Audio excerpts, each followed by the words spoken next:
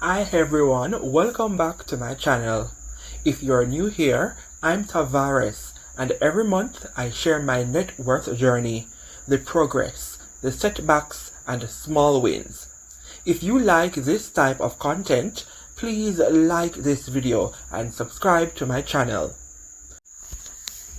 So today I'm breaking down my net worth as at November 30. Let's jump right into it. This time, I'll start with my liability, my car loan. My car loan went down from $20,274 to $19,896, a decrease of $378. Let me break down this $378. On November 17, I paid $31 to my principal. Then I made my monthly payment on November 24 of $333. From this $333, $222 went to the principal and $111 toward interest. Then on November 25th, I made payment to principal for $125. Watching my loan balance drop is honestly one of my favorite parts of these updates, because I think every dollar I owe is a dollar keeping me back. Now let's talk assets. My car went from $19,766 in October to $19,568 at the end of November. So it dropped by $197. This drop just reminds me why my 2026 mission will be to throw everything at my car loan. Once that debt is gone, every dollar will start working for me, not against me. Investment number 1 is my Trading 212 Vanguard ETF portfolio. This one went from $1,711 to $1,875. That's an increase of $164. Almost all of that increase came from me depositing $162 on November 24. So the growth you're seeing isn't the market exploding, it's consistency. So even in quiet months, your deposits will carry the growth of your investment portfolio. The market doesn't have to be booming for your portfolio to move forward. Sometimes it's our discipline that brings the progress. Investment number 2 experienced a small increase from $299 in October to $302 at the end of November. So it's up by $3.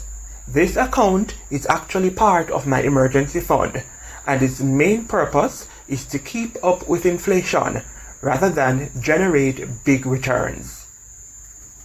My retirement fund moved from $2,740 to $2,882, an increase of $142. Retirement feels far away, but the earlier we start, the easier it will become later. We just have to remind ourselves that our future self will thank us. It's the same with investments. The deposits I make today might seem small, but in 10 or 20 years, they're going to be the reason I have options, freedom, and peace of mind.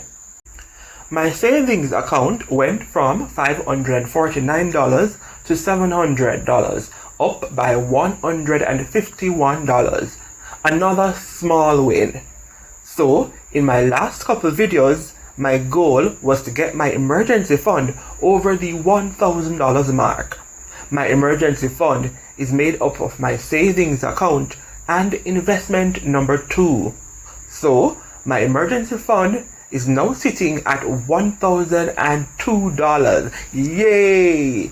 Hitting $1,000 in my emergency fund shows me that even with regular living expenses, bills, and unexpected setbacks, I can still build an emergency cushion if I plan for it.